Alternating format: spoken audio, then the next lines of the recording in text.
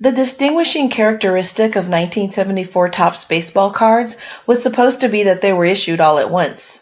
And that's still important because the move from series production to lump sum issues sort of marks the beginning of the modern card collecting.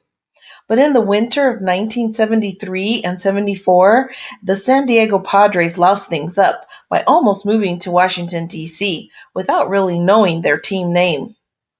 That coerced Topps into printing some Padres cards with the Washington NAT'L LEA designation. Then Ray Kroc stepped in to buy the Padres and keep them in San Diego, and Topps had to scramble to update their Nationals cards. What resulted was a series of the most confusing and sought-after variations from the last 50 years, with card values that far outstrip the status of the players pictured. All of which is to say that we're not going to consider those variations here in the list of the most valuable 1974 Topps baseball cards. Instead, we're looking for the cards that sell well based on player involvement, as listed in the PSA Sports Market Report Price Guide for PSA 8 specimens. With that disclaimer properly disclaimed, let's dig in. 1974 Topps Dave Winfield, number 456. Winfield was drafted into just about every sport you can think of except synchronized swimming, and I'm not sure about that one. Dude probably would have been a superstar in any of them too. He chose baseball though, and we all benefited by being able to watch his 22-year Hall of Fame career unfold.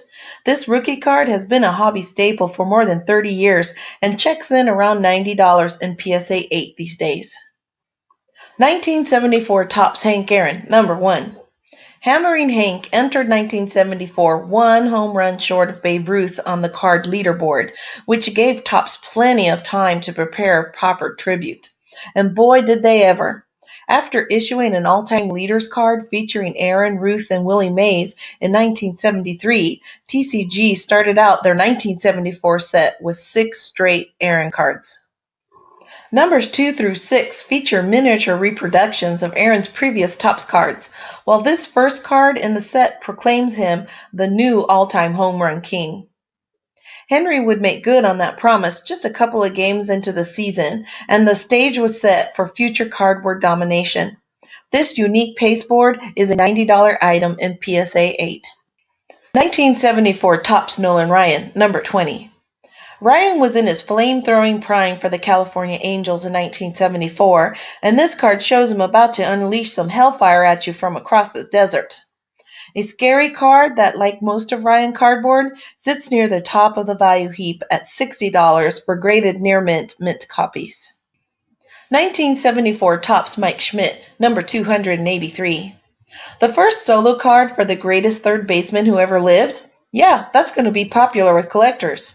In fact, for many years, this Schmidt second-year issue was the most expensive card in the 1974 set.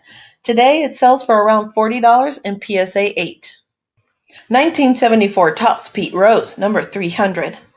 In 1974, Rose was coming off the only National League MVP award in his long career and already seemed like a lock for the Hall of Fame. Well, things didn't pan out in that regard, but Pete remains a popular, if polarizing figure with fans and collectors alike. Expect to pay around $40 for this card in PSA 8 condition. 1974 Topps Reggie Jackson, number 130. In 1974, Reggie Jackson was still a few years away from the postseason exploits with the New York Yankees that would cement his status as baseball's Mr. October. But his Oakland A's had won 2 World Series in a row and would add a third in 1974, and Reggie was a big part of that success.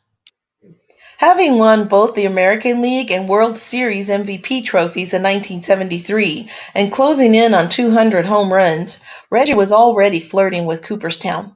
Today, this card, showing his powerful swing, sells for $30 plus in PSA 8 condition. 1974 Topps Johnny Bench, number 10. Like Schmidt, Bench was widely considered to be the best ever at his position. He also won 2 MVP awards and provided rock-solid production and handling of the pitching staff for the Big Red Machine teams that won 2 World Series in the middle of the 1970s. This card, featuring a sweet action-packed follow-through, as Johnny Bench has just tagged some poor baseball, is a $25 buy in PSA 8. 1974 Topps Tom Seaver, number 80. As long as we're talking best of here, you could make a pretty strong case for Tom Seaver as the best pitcher in all of baseball during the 1970s. And all time? Certainly top 10 or better. This card takes good advantage of its horizontal format to display Tom Terrific's power in all its glory. We even get a side order of Mets first baseman John Milner in the background. All this can generally be yours in PSA 8 for $25. 1974 Topps Carlton Fisk, number 105. Johnny Bench may have been the greatest catcher of the 70s and all time, but for a while there, it looked like Carlton Fisk might actually play all time, and at a very high level to boot. Fisk finally did hang up his spikes after a Hall of Fame run with the Boston Red Sox and Chicago White Sox, but he left a slew of awesome cards in his wake. This 1974 Topps card features an exciting action shot at the cost of around $25 in PSA 8. 1974 Topps Dave Parker, number 252. For a lot of years, the 1974 set was rookie card dead heat between the two big Daves, Winfield and Parker. The Cobra took the early lead and looked like he might be an all-time great. The wheels sort of fell off in Pittsburgh before he became an MVP candidate again in Cincinnati. And though Parker remains outside of Cooperstown, his rookie card continues to pull in around $25 in PSA 7. 1974 Topps Hank Aaron Retrospective, number 2 through 6. As Aaron was bearing down on the home run record, Topps gave him plenty of real estate, as in the first 6 cards in their 1974 Topps set. The last 5 of those, card number 2 through 6, feature quarter-size miniatures of Aaron's Topps cards from 1954 through 1973, 4 per card. It's an idea the company has returned to several times over the years with other dignitaries of the game. In the case of the 1974 Topps Aaron Retrospective, expect to pay about $20 for each of the 4 cards in PSA 8 condition. Bonus! 1974 Topps Willie McCovey, Washington National League, number 250. And the rule breaker.